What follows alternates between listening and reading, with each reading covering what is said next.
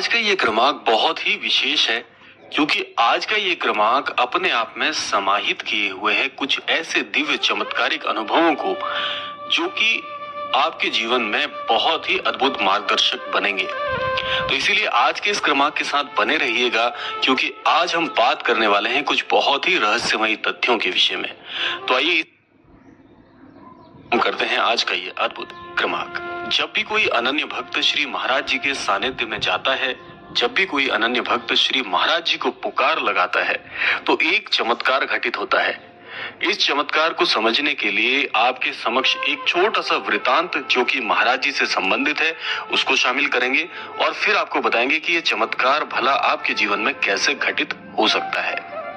एक वृतांत के अनुरूप एक अनन्य भक्त श्री महाराज जी से मिलने, महाराज जी के दर्शन करने श्री कैंची धाम पहुंचते हैं। जब वो कैंची धाम पहुंचते हैं तो वो क्या देखते हैं कि श्री कैंची धाम, जो कि जग जाहिर है कि कैंची धाम जब भी आप जाएंगे तो भक्तों का तांता हमेशा लगा रहता है और ये क्रम आज भी बदस्तूर जारी है।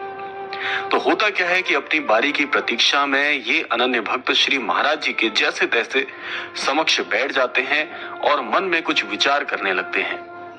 जैसे ही उनके मन में कोई विचार चल रहा होता है तो महाराज जी तपाक से बोलकर उन्हें अपने समक्ष बिठा लेते हैं और कुछ ही क्षणों में महाराज जी मुस्कुराते हुए उनके चेहरे को देखते हैं।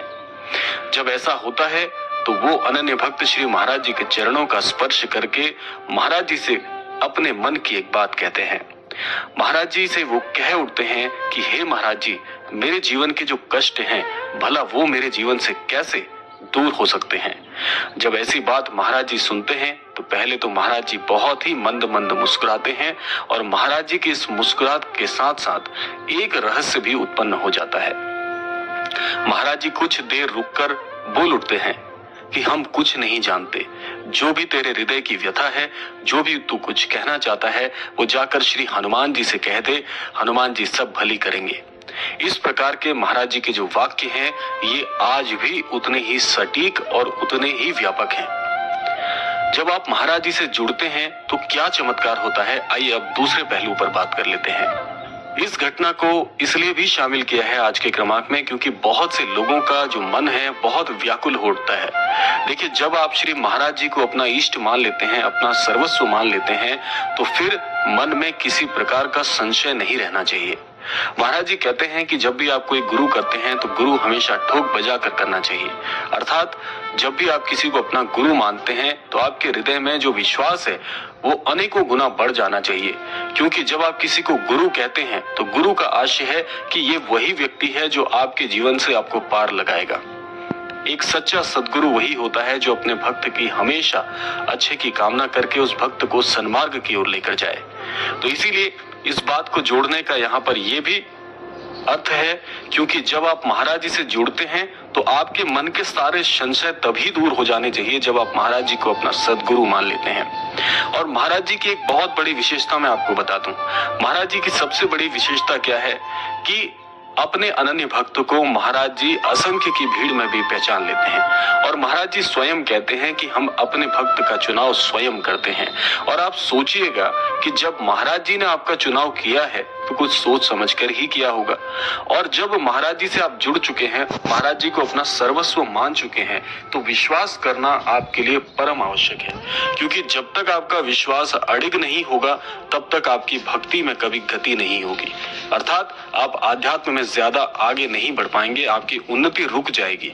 क्योंकि जब अविश्वास आता है, जब आपके मन में प्रश्न पैदा होने लग जाते हैं कि क्या ये ऐसा हो पाएगा, क्या ऐसा मेरे जीवन में हो सकता है, इस प्रकार के जब प्रश्न आपके मन में उठते हैं तो इन प्रश्नों का उठने का आशय यह है कि कहीं ना कहीं आप स्वयं श्री महाराज जी के जो आशीर्वाद है, जो महाराज जी की शरणागत आप आए हैं, उनकी शरण पर आपका संशय बना हुआ है। इसीलिए सबसे पहले मैं आपको यही कहना चाहूंगा कि जब भी आप श्री महाराज जी से जुड़ते हैं तो आपको विश्वास भरपूर करना चाहिए, क्योंकि महाराज जी की मैं सबसे बड़ी खासियत आपको बताने वाला था।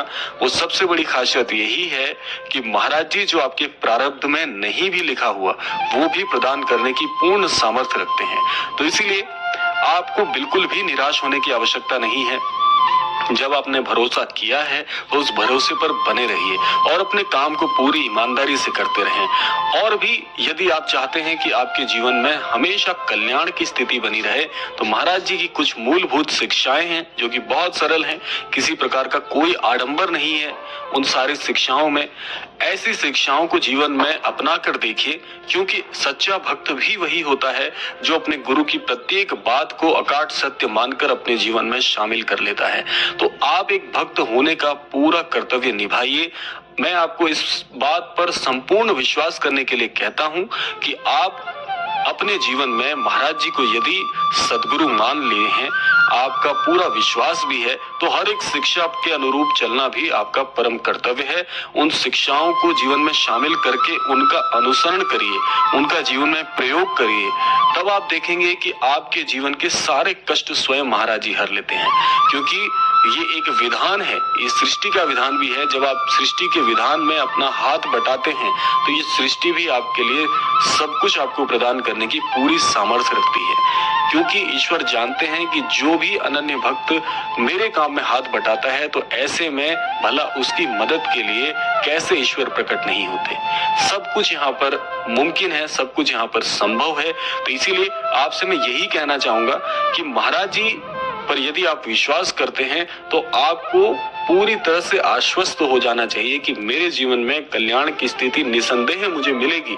आज थोड़ा सा यदि विपरीत समय है तो विपरीत समय में शक्तिवान होने के लिए आपको ईश्वर का भजन कीर्तन नियमित रूप से करना चाहिए, जैसा कि स्वयं श्री महाराज जी करते हैं कि महाराज जी स्वयं अपने अनन्य भक्तों को एक अभ्यास करने के लिए बोलते हैं कि जब भी आपके जीवन में बहुत कष्ट आ जाए उस समय आप जितना ज्यादा श्री राम जी के नाम का लेखन करते हैं तो अपने आप में एक भरपूर सेवा है। ये सेवा दो प्रकार से कल्याण करती है। दो प्रकार से कल्याण इस संदर्भ में करती है कि पहला तो आप श्री राम जी के नाम का जो लेखन कर रहे हैं ये प्रभु श्री राम जी का सुमिरन करने के बराबर माना जाता है, और दूसरा अपने लिए पुण्य कर्मों को भी एकत्रित कर रहे हैं। क्योंकि जिस व्यक्ति के मुख पर जितने बार प्रभु श्री राम जी के नाम का जाप किया जाता है उतना ज्यादा उसके जीवन में पुण्य कर्मों का कलश भी भरते रहता है।